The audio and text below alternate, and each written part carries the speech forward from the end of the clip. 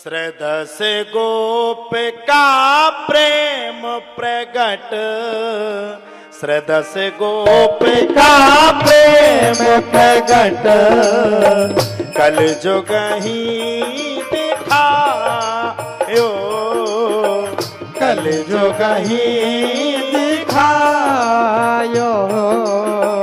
मेरे अंकुश अति निडर रसिक, मेरे अंकुश अति निडर रसिक, जस रसना गायो, जस रसना गायो। दुष्ट निर्दोष बिचारी, दुष्ट निर्दोष बिचारी, मृत्यु को उद्यम कियो, मृत्यु को उद्यम कियो। पार न पाको भयो गरल, पार न पाको भयो गरल, अमृत जो पियो, अमृत जो पियो। भक्ति निशान बजाई के काहू ते नहन लजी, भक्ति निशान बजाई के काहू ते नहन लजी। हो लोक लाज कुल श्रृंखला, लोक लाज कुल श्रृंखला, तज मीरा गिरधर भजी, तज मीरा गिरधर भजी, तज मीरा गिरधर भजी, तज मीरा गिरधर भजी। मैंने पहले दिन आकर के ये भक्तमाल का चरित्र है, श्री भक्तिमती श्री मीरा जी का चरित्र है। ये 666 भक्तमाल कथा के 666 में पेज पर इसका वर्णन है।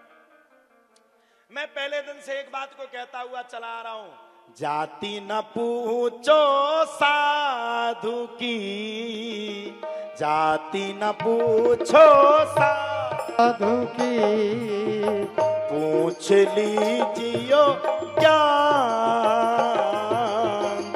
पूछ लीजियो ज्ञान, हाँ पूछ लीजियो ज्ञान,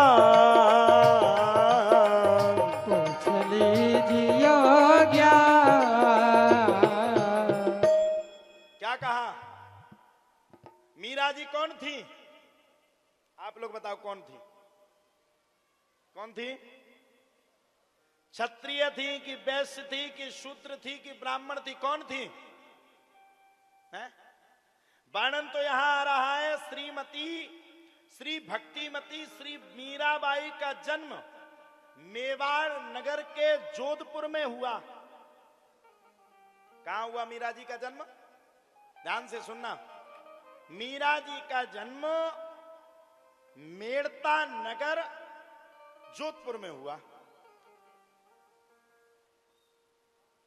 जब मीराबाई का जन्म हुआ तो इनका विवाह भी क्षत्रिय कुल में हुआ। बताओ, मीरा जी के चरित्र के अनुसार, किसके अनुसार? मीरा जी के चरित्र के चरित्रार्थ के अनुसार मीरा जी का विवाह क्षत्रिय कुल में हुआ। और मीरा जी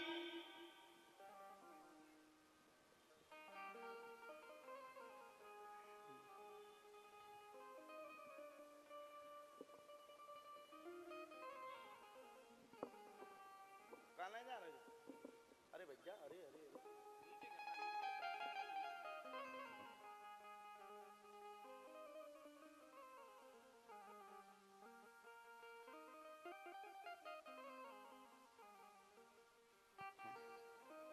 जात अब मीरा जी का जब जन्म हुआ तो क्षत्रिय कुल में हुआ। मीरा जी का जब विवाह हुआ तो क्षत्रिय कुल में हुआ। लेकिन आज जब तक ये वंश चलेगा, जब तक भगवान श्री कृष्ण की कथा चलेगी, तब राधा के साथ साथ मीरा जी का भी नाम लिया जाएगा। हाँ, भक्त बनना है तो किसकी तरह बनो?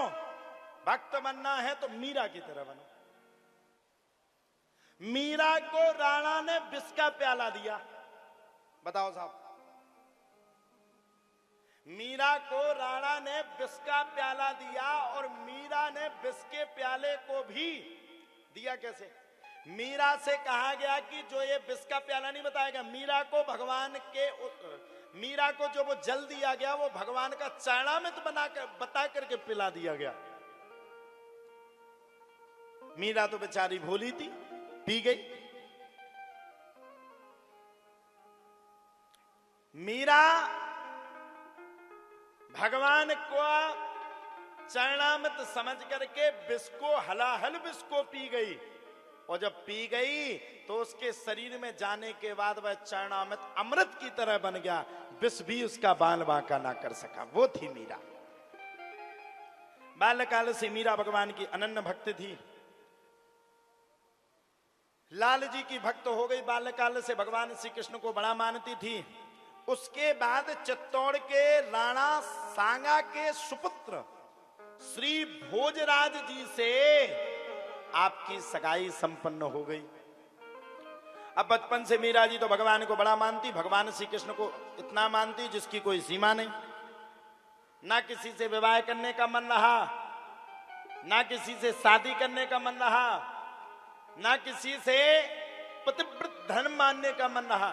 बस मीरा जी का मन तो भगवान श्री कृष्ण में लगा है। वाह!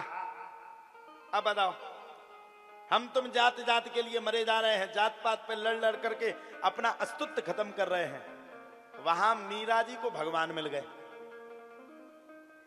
जाति न पूछो साधु की, पूछ लीजिए ज्ञान। मेरी व्यास गद्दी तो इस बात को मानने के लिए तैयार है कि भगवान का अगर कोई एक शून्य वाला भी भक्त है, अनपढ़ भी भक्त है, अगर वो भगवान का भक्त है तो हमारे लिए उससे बड़ा पूज्य कोई दूसरा हो नहीं सकता है। ये मेरा मानना। अब जब मीरा जी का विवाह हुआ तो विवाह के समय आपके पिताजी ने नई नई सुंदर सुंदर मीरा जी को बहुत सामान दिया। देते ना अपने यहाँ उपहार देते ना सब लोग। पिता ने अपनी पुत्री के लिए कोई कमी नहीं रखी। राणा सांगा के सुपुत्र श्री भोजराज जी से आपका विवाह संपन्न करवाया। मीरा जी का जब विवाह हुआ तो विवाह के फेरे लेते समय भी मीरा जी के आंख से आंसू बंद नहीं हुआ, क्योंकि मीरा जी को शुरुआत में ही भगवान बड़े पसंद थे। भगवान कृष्ण को भी ही वो अपना प्रभु, भगवान, पति के रूप में मानती थी। परिक्रमा हुए, सब कुछ हो गया, मीरा जी रो रही थी। मां ने पूछा, बेटा तुझे क्या कमी है और किस बात की कमी है, किस स्थिति की कमी है, किस परिस्थिति की कमी है, तुझे किस बात की कमी? तेरे पास तो कोई मैंने जितना दिया अपने आप से ज्यादा दिया, अब तू बता क्या चाहिए? मीरा बोली, पिताजी मुझे कुछ नहीं चाहिए, आपने मुझसे मेरा सब कुछ छीन लिया। पिता ने कहा, बेटा पुत्री तो पराये घर का ईंधन होती है, आज नहीं तो कल अगर तेरे लिए हम विवाह नहीं करते तो जात पात के लोग हमें ताने देते, इसलिए तेरा विवाह करना तो अति आवश्यक था। और बेटा तेरे उपहार में अगर कोई कमी हो, अगर तुझे लगता हो कि मैंने अभी भी कमी रखी, तू बता दे, मैं और मंगा दूंगा। मीरा के प्रभु गिर धरनागर, मीरा के प्रभु गिर धरनागर, मीरा के प्रभु गिर धरनागर, मीरा के प्रभु गिर धरनागर। ओ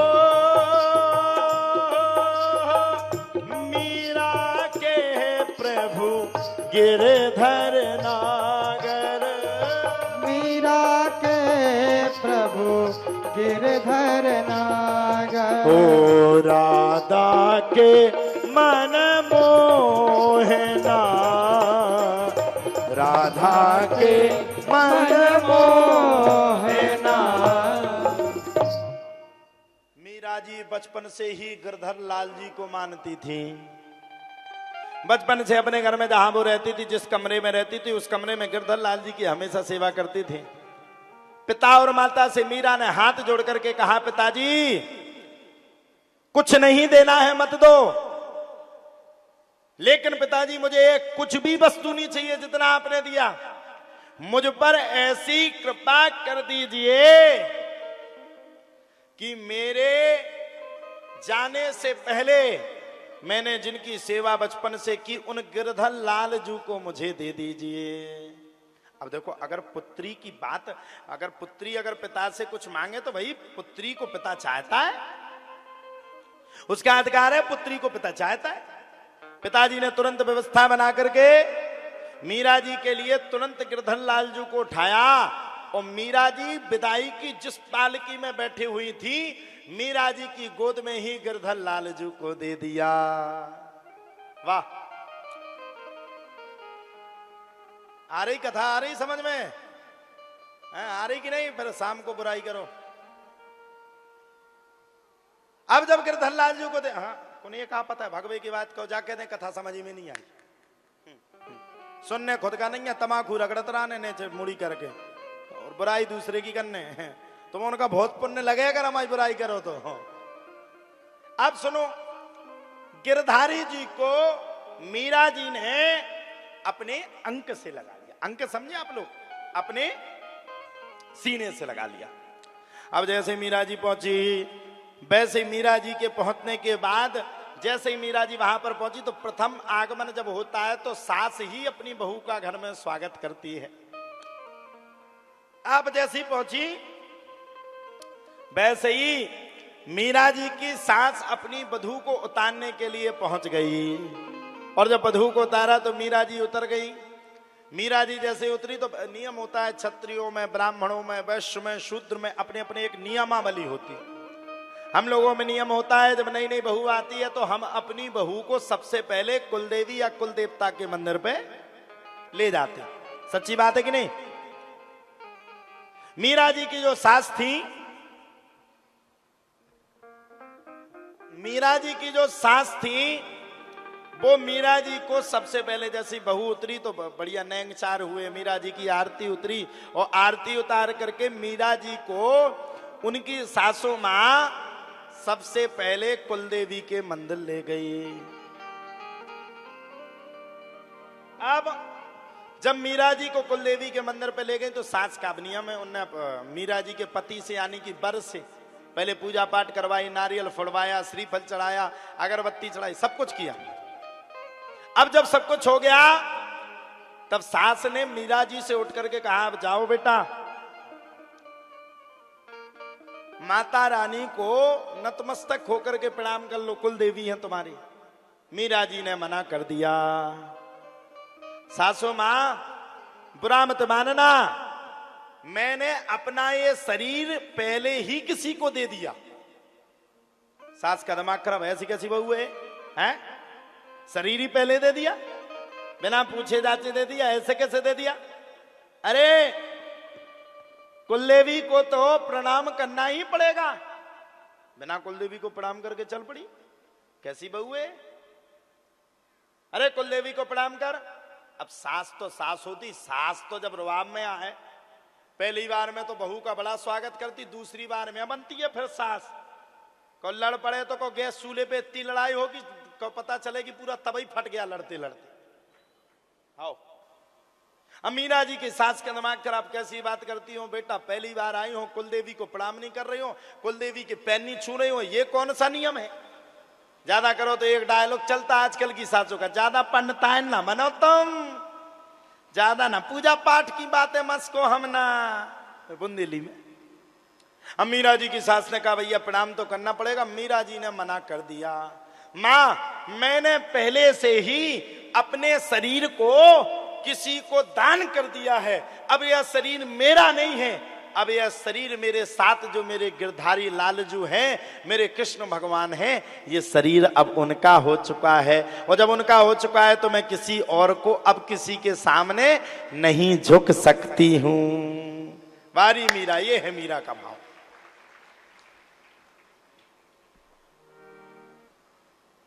मीरा जी ने झुकने से इनकार कर दिया।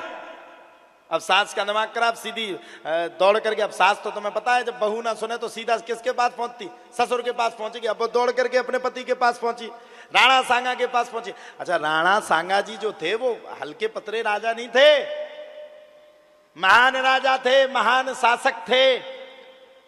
देखो, आप लोग दुनिया की चीजों में मत बीदो, जो आ रहा है जो जा रहा है उनमें मत बीदो। आप लोगों को कथा में इतने मन से सुना रहे, आप लोग तो सिर्फ अपनी कथा पे ध्यान दो। आने जाने वाले तो आते रहते, आप लोग वाह वाह वाह। महाराज जी का हम सबके बीच में आगमन हुआ, एक बार ताली बजा दो।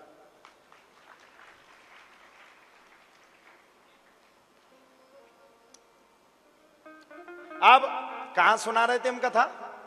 कहां थी कथा? भूल गए। कहां सुना रहे थे?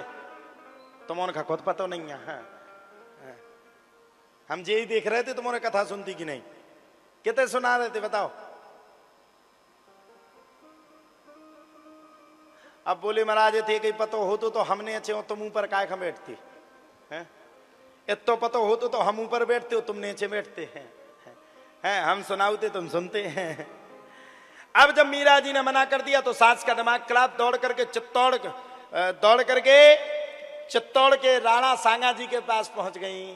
सास पहुंच गई अपने पति के पास। ऐसी कैसी बहू को लाए, ये तो अपनी कुलदेवी माता के पैर ही नहीं छू रही है, किसी गिरधारी लालजू को साथ में लेकर के आई है। कहती है मैं इनके अलावा किसी को प्रणाम भी नहीं करूंगी, किसी को झुकूंगी भी नहीं। जब ये आज अपने मनमानी ठान रही है, आज जब ये अपने मन की बातें कर रही है, तो कल तो इसको महीना 2 महीना के बाद हमें तुम्हें दोनों जन को राज्य से निकाला दे देना है, ये खुद रानी बन के बैठ जाएगी। अच्छा, राजा का दिमाग खराब, ऐसी कैसी बहू आई। राजा ने आदेश दे दिया, जाओ बहू के लिए राजमहल में कोई सुविधा नहीं दी जाए। मीरा के लिए एक कुटिया में जाकर के मीरा को एक जो सेवादारों के लिए कुटिया बनाई है, वहां पर एकांत में मीरा को कुटिया दे दी जाए और मीरा से कोई भी मतलब नहीं रखेगा।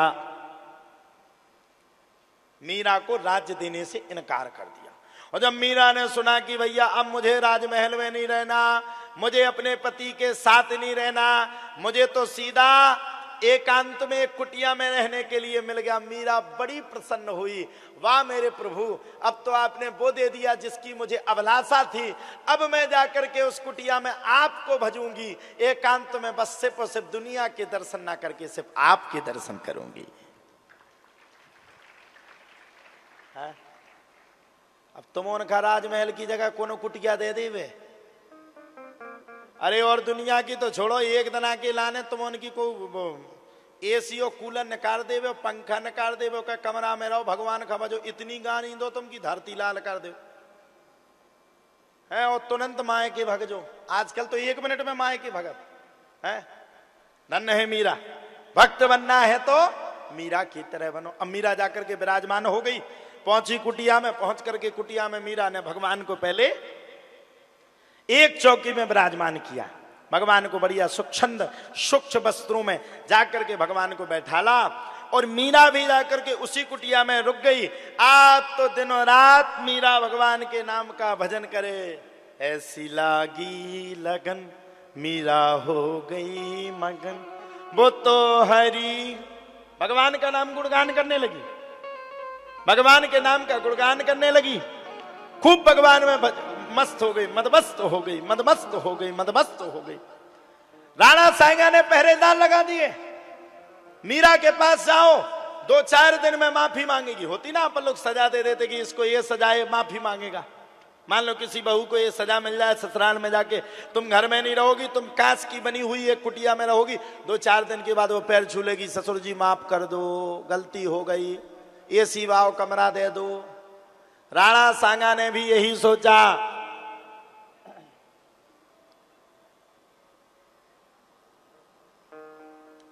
कि मीरा मुझसे क्षमा मांगेगी। मीरा ने ऐसा कुछ नहीं किया। मीरा तो भगवान की भक्त थी। एक बात कहूं, बुरा मत मानना, एक बात जरूर कहूंगा, भगवान का जो भक्त होता है ना, उसको वीवीआईपी सिस्टम की कोई जरूरत नहीं पड़ती है। जो भगवान का सच्चा भक्त होता है ना, बस उसको तो सिर्फ भगवान से प्रीति और सिर्फ 24 घंटे अपने प्रेमी, अपने गिरधारी लालजू, अपने भगवान से कृष्ण की ही चाहत दिखती है। वो भगवान का सच्चा भक्त है, उसको सच्चा भक्त कहते हैं। अब तुम जैसे कौआ भक्त नहीं, एक दिन राम राम और दूसरे दिन सीताराम और तीसरे दिन भूल गए। अब तो राणा सांगा ने जब देखा कि मीरा किसी की बात नहीं मान रही है, मीरा तो बस भगवान की भक्ति में मगन है, हार मानने के लिए तैयार नहीं है, राणा सांगा ने जाकर के आदेश दे दिया पंडित जी को, जाओ पंडित जी, मीरा से कहना कि ये भगवान कृष्ण का चरणोदक है। मीरा से कहना कि ये भगवान श्री कृष्ण का प्रसाद है, कहते ना चरणामृत। और बोले इस चरणामृत में जाओ, इस पानी में विष को मिला दो और विष को मिला करके मीरा को पिला दो, जिसमें कि मीरा मर जाए।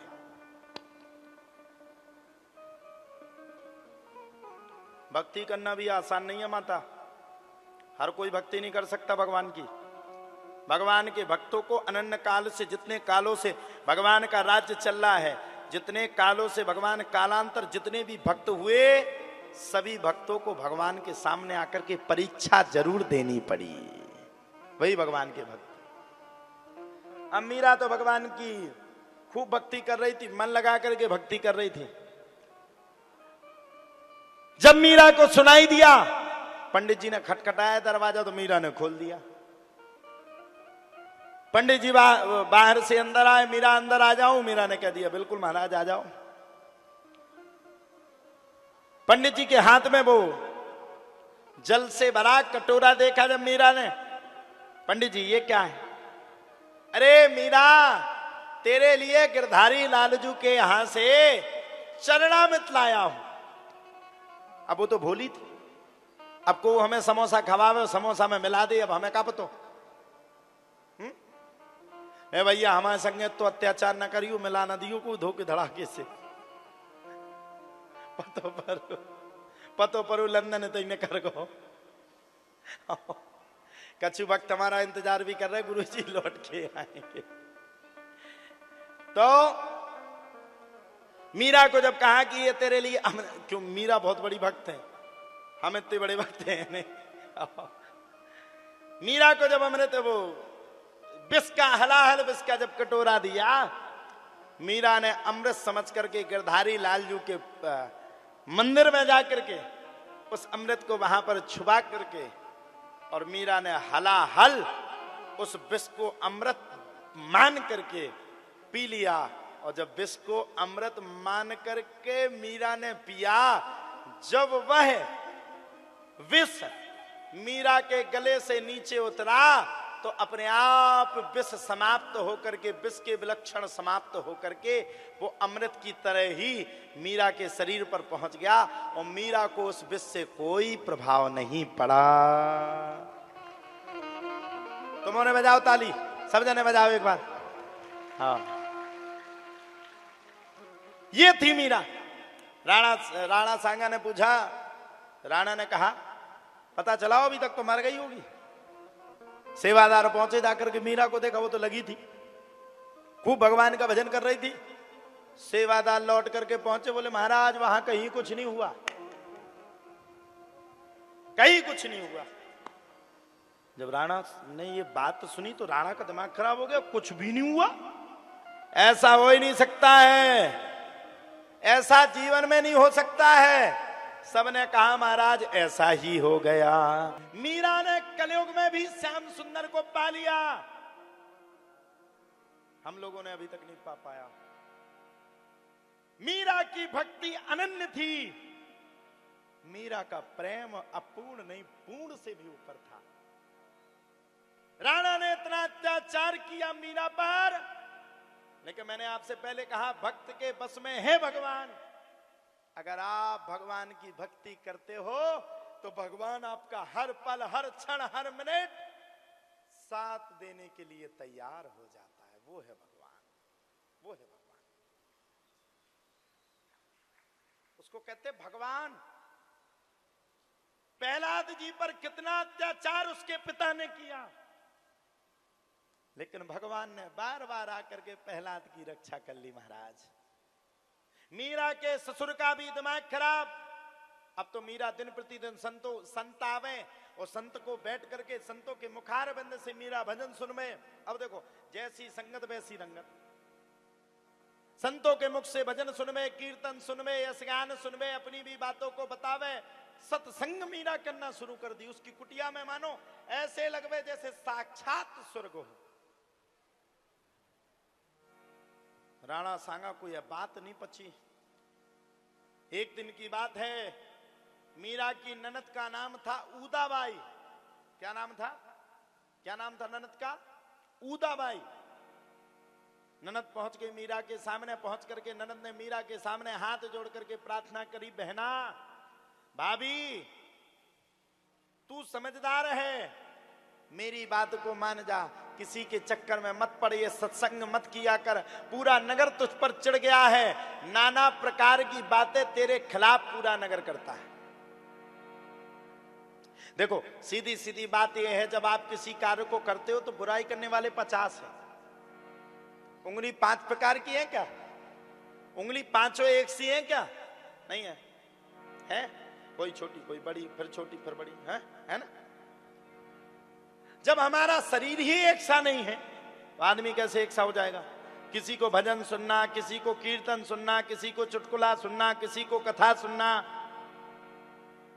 किसी को फुब्बारे को देखना, किसी को लाइट को देखना, किसी को मंच को देखना।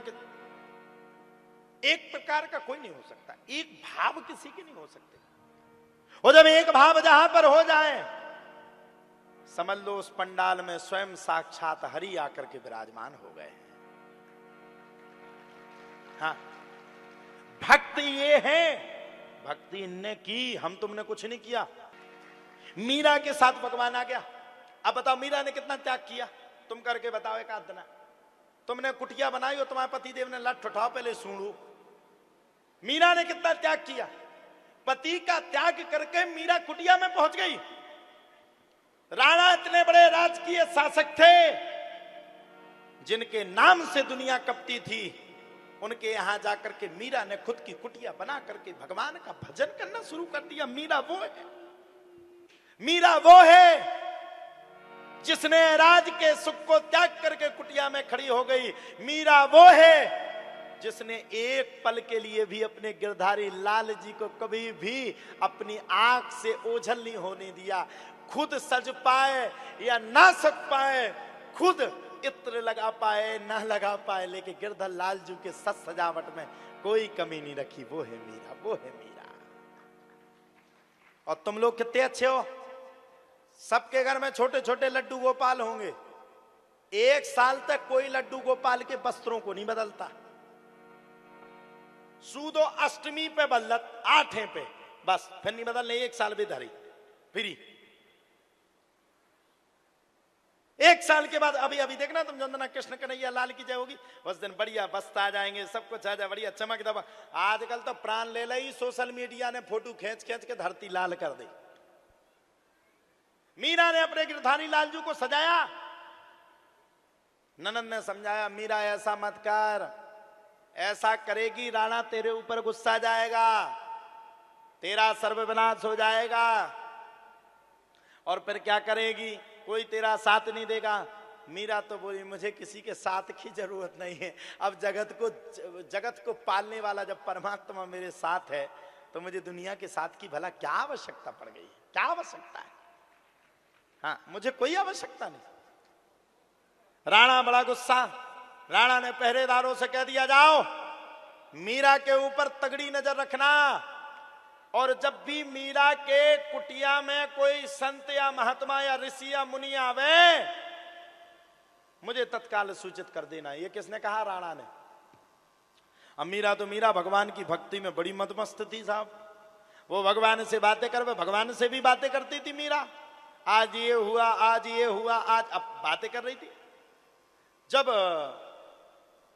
सुनने वाले पहरेदारों को जब मीरा की आवाज सुनाई पड़ी, तब तो महाराज पहरेदारों ने जाकर के राणा से तुरंत कह दिया, आ गया कोई सत्संग करने के लिए मीरा के यहां। राणा ने निकाली तलवार, आज या तो मीरा रहेगी और या मैं रहूंगा, ठहर जा, आज ही सर धड़ से अलग करके निकाल दूंगा। पहुंच गया राणा, खटखटाया कुंदी को, खोल। कहा खोल, खोलो। मीरा बोली कौन है? बोले मैं हूं तुम्हारा ससुर राणा, कि भैया खोल। मीरा ने अपने गेटों को खोल दिया साहब। आहा, देखा चारों तरफ, देखा कहां है वो दुश्मन, दूसरों को पनाह दे रही है अपने घर में। मीरा कहती है यहां तो मेरा कोई दुश्मन नहीं है, यहां तो मेरे गिरधारी लाल जो है। अच्छा, अभी अभी सबने बातें सुनी, तू बात कर रही थी और किसी आदमी की भी आवाज आ रही थी। मीरा बोली चेक कर लो पूरे रूम में। पूरी कुटिया में चेक किया, कहीं भी कोई नहीं मिला। राणा अद्भुत चमत्कार देख करके रह गया, है कुटिया में तो कोई है ही नहीं। कौन है, कौन है वो मनुष्य जिसने जाकर के इतना बड़ा अपराध किया? मीरा बोली मेरा तो कोई सहारा नहीं, मेरो तो गिरधर गोपाल। तुरंत मीरा ने कह दी मैं संसार से बात नहीं कर रही थी, मैं तो संसार के पति, संसार के स्वामी श्रीनाथ जी से जाकर के बात कर रही थी। राणा भी बात को सुनकर के महाराज अचंभित हो गया। राणा की बातें समझ से परे हो गई। अब किया जाए तो क्या किया जाए?